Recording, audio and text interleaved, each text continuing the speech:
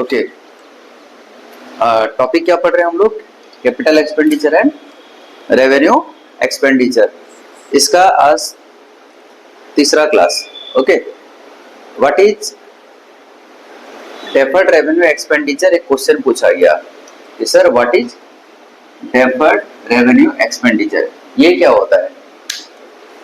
ये expenditure of revenue in nature. Revenue का मतलब जान चुके हो, बिजनेस का डे टू डे खर्चा, बिजनेस में वर्कर को सैलरी देना, वेजेस देना, रेंट पे करना, बिजनेस का लॉस होता है इसलिए इंश्योरेंस करेंगे हम लोग, है ना, रिपेयरिंग का खर्चा होगा, गाड़ी का लाइटिंग का खर्चा होगा। तो खर्चा तो कर रहे हो रेवेन्यू वाला, बट वो खर्चा कैसा कर रहे हो? हैवी। हैवी का क्या मतलब होता है? ज्यादा। हैवी का क्या मतलब होता है? बोलते हैं ना खाते खाते आज हैवी हो गया। हैवी हो गया मतलब क्या? ज्यादा खा लिए। तो a heavy expenditure of revenue in nature, उसका नेचर कैसा रहेगा? रेवेन्यू रहेगा। रेवेन्यू का मतलब क्या होता है? डेली का खर्चा। तो बिजनेस का डे टू डे एक्टिविटी से जुड़ा हुआ हमने बहुत ज्यादा हैवी खर्चा कर दिया है। Having effect of generating income, वो जो मैंने एक्सपेंडिचर किया है, खर्चा किया है, खर्चा करने से मेरा क्या होना चाहिए? इनकम होना चाहिए, नहीं तो फायदा कुछ नहीं देगा।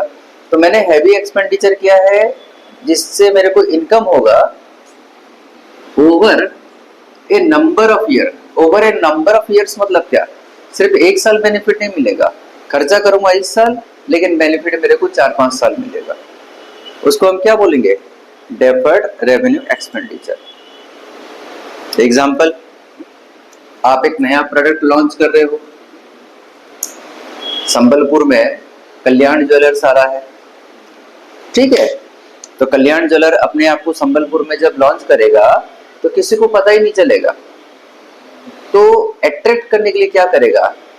वो सोनाक्षी सिन्हा बोल के हीरोइन थी, उसको बुला लिया। तो मीडिया में खबर पहुंचा कि सोनाक्षी सिन्हा एक फिल्म इंडस्ट्री की जो फेमस हीरोइन है वो संबलपुर आ रही है, झारसुगुड़ा आ रही है। तो लोग पागलों की तरह उसको देखने के लिए आए कि वो कहाँ आ रही है बोल के। तो जो जैसे ही अंदर घुसे सबको पता चला, अच्छा ये एक नया शोरूम ओपन हुआ है क्या? तो उसके आने की वजह से पूरा संबलपुर में एडवर्टाइजमेंट हो गया वो शोरूम का। अब वो आने का 10 करोड़ रुपया लेगी। अब ये खर्चा करने के बाद जो शोरूम पॉपुलर हो गया, इसकी वजह से लोग 4-5 साल तक आराम से आना जाना करेंगे वहां पर। तो खर्चा एक ही बार हुआ है ना एडवर्टाइजमेंट का, पर उसका बेनिफिट कितना साल मिलेगा? 4 साल 5 साल मिलेगा ना। तो जो 10 करोड़ का खर्चा हुआ है हम उसको 4 साल या 5 साल में डिवाइड कर देंगे। सपोज 5 साल बेनिफिट मिला, 10 crore divided by 5 is equal to 2 crore. तो हर साल का खर्चा हम लोग कितना दिखाएंगे? 2-2 करोड़ का खर्चा हुआ है। और ये क्यों हुआ है अभी एडवर्टाइजमेंट एक्सपेंडिचर? हमने एक नया प्रोडक्ट मार्केट में लॉन्च किया बोलकर, समझे? नॉर्मली एक गाड़ी होता है ना, वो गाड़ी में ज्वेलरी वाले लोग अपना ऐड करके पूरा टाउन में घुमाते रहते हैं, उसका महीने भर का खर्चा 15,000 रहेगा, महीने भर का। लेकिन ये खर्चा कितना का था? 2 करोड़ का खर्चा हुआ, 10 करोड़ का खर्चा हुआ। तो हैवी एक्सपेंडिचर क्यों हुआ है? एक नया प्रोडक्ट आप मार्केट में लॉन्च कर रहे हो बोल के, ये एडवर्टाइजमेंट का खर्चा है लेकिन 4-5 साल बेनिफिट मिलेगा, इसलिए इसका नाम क्या दिया गया? डेफर्ड रेवेन्यू एक्सपेंडिचर, ठीक है?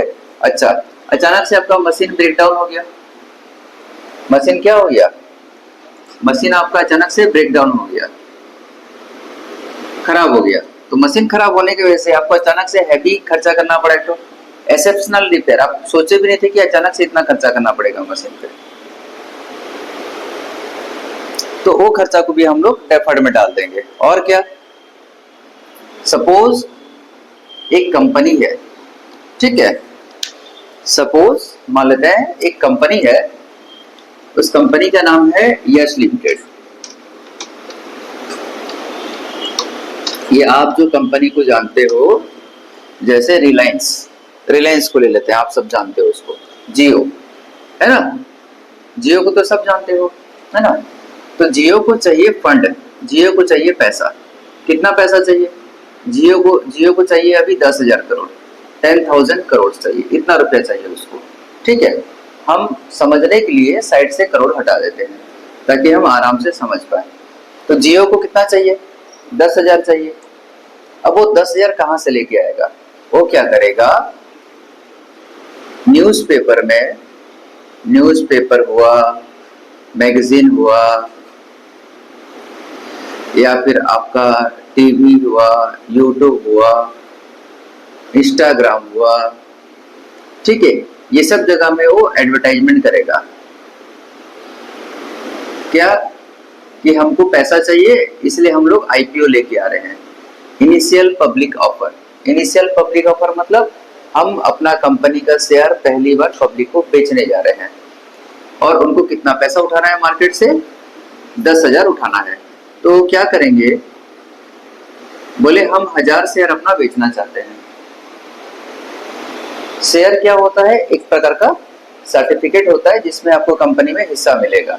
एग्जाम्पल लेते हैं और एक तो मान लेते हैं कि एक पिज्जा है, दिस इज ए पिज्जा 400 रुपया वाला, और आप 4 दोस्त मिला पैसा मिलाकर पिज्जा खाते हो। अब सबका हिस्सा रहेगा कि नहीं खाने में? बोलोगे हाँ अमित ये तुम्हारा हिस्सा, राकेश ये तुम्हारा हिस्सा, ओम ये तुम्हारा हिस्सा, माधुरी ये तुम्हारा हिस्सा।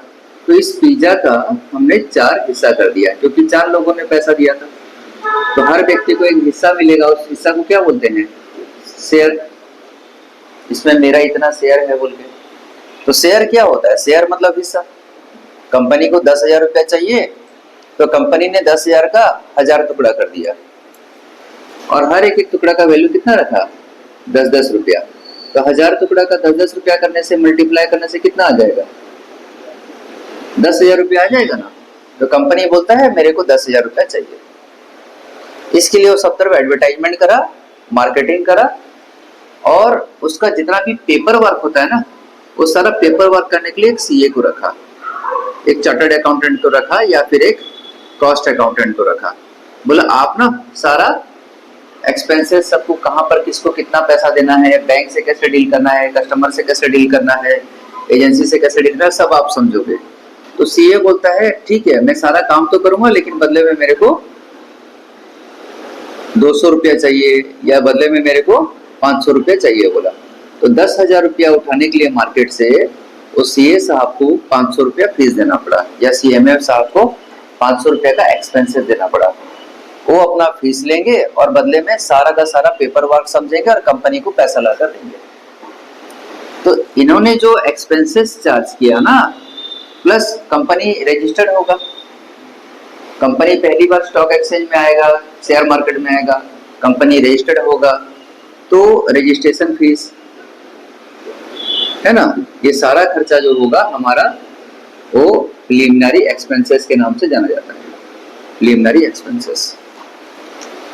ठीक है, तो ये खर्चा सब भी हमारा कौन सा खर्चा में जाएगा, प्रीलिमिनरी एक्सपेंसेस। और ये प्रीलिमिनरी एक्सपेंसेस एक बार करेंगे हम लोग, लेकिन इसका बेनिफिट कंपनी को 4-5 साल तक मिलते रहेगा, तो उसको भी हम लोग डेफर्ड रेवेन्यू एक्सपेंडिचर के नाम से बुलाएंगे। समझे आप लोग? ठीक है।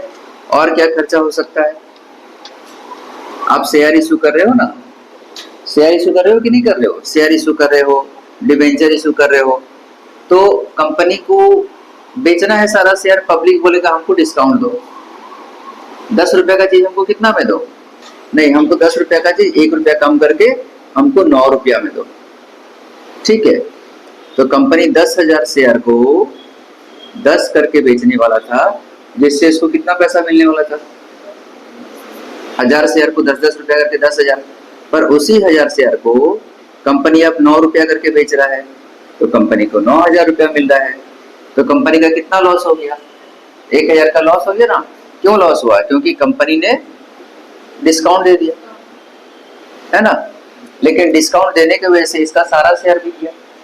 लोग डिस्काउंट क्यों देते हैं, दुर्गा पूजा ऑफर में चप्पल सब क्यों बिक्री होता है डिस्काउंट में, कपड़ा सब क्यों बोलता है डिस्काउंट में, अमेजोन और फ्लिपकार्ट क्या बोलता है 80% डिस्काउंट दुर्गा पूजा से।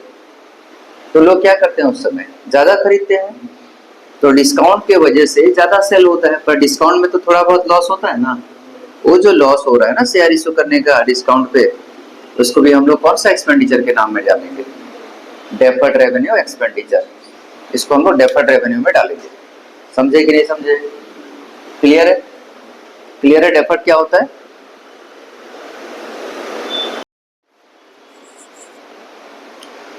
ओके उसके बाद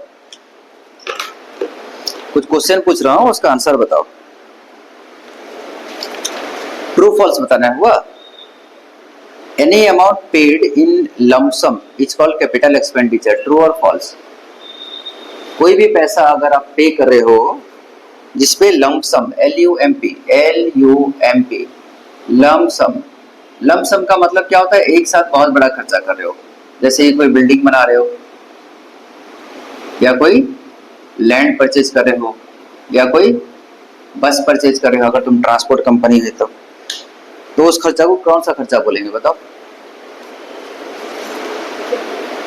एन एक्सपेंडिचर जहां पर आपका बहुत बड़ा पैसा लग रहा है, लम्प सम। वेरी गुड, उसको कैपिटल एक्सपेंडिचर बोलेंगे। जब कभी भी ये वर्ड यूज होगा lump, LUMP, lump sum amount, उसको हम कैपिटल खर्चा बोलेंगे। ये ट्रू है। अच्छा, कॉस्ट ऑफ गुड्स परचेज किए, जहां जहां पर गुड्स परचेज बोला है, आप गुड्स परचेज किए और उसको सेल किए, तो गुड्स परचेज करने का खर्चा रेवेन्यू। जब जब हम लोग वर्ड यूज करेंगे goods purchase, goods word use करेंगे, वो सब रेवेन्यू आइटम होगा। अच्छा, प्रीलिमिनरी एक्सपेंसेस का खर्चा को, प्रीलिमिनरी एक्सपेंसेस, बिजनेस स्टार्ट करने का खर्चा, जैसे शेयर इशू कर रहे थे हम लोग, डेफर्ड रेवेन्यू एक्सपेंडिचर। अच्छा, एक नया मशीन परचेज कर रहे थे, लेकिन उस मशीन को परचेज करते समय जो आपने फ्राइट पेड किया है, गाड़ी भाड़ा, करेक्ट, वो कैपिटल एक्सपेंडिचर होगा। मैंने बताया था जब कभी भी, जैसे मैंने एक एसी का एग्जांपल दिया था, आप 40,000 रुपए का एसी कर रहे, एसी को लाने का खर्चा 500 रुपया, उसको फिटिंग करने का खर्चा 2,000 रुपया, तो टोटल एसी में मेरा 42,500 का खर्चा हुआ है। 40,000 एसी का खर्चा, 500 लाने का खर्चा और 2,000 रुपया उसको फिटिंग करने का खर्चा। तो एसी का टोटल कॉस्ट कोई पूछेगा कितना है, तो 42,500, ये कैपिटल खर्चा होता है। तो कोई भी फिक्स्ड एसेट्स को लाने का खर्चा को कैपिटल एक्सपेंडिचर बोलते हैं। ठीक है। अच्छा, profit on sale of goods, goods बेच के जो प्रॉफिट हो रहा है वो कैपिटल प्रॉफिट होता है। बोला ट्रू और फॉल्स? फॉल्स है। जहां कभी गुड्स का इस्तेमाल करेगा उसको रेवेन्यू प्रॉफिट बोलेंगे, है ना। अच्छा, amount receive from the sale of goods is a revenue receive. Goods sale करके जो पैसा मिला उसको रेवेन्यू रिसीव बोलेंगे क्या? ट्रू है याला, बिकॉज आप गुड्स वर्ड यूज कर रहे हो। जब जब गुड्स वर्ड यूज होता है तब तब रेवेन्यू होता है, ये कॉमन सेंस है। ठीक है, ट्रू फॉल्स आपको ये करना था।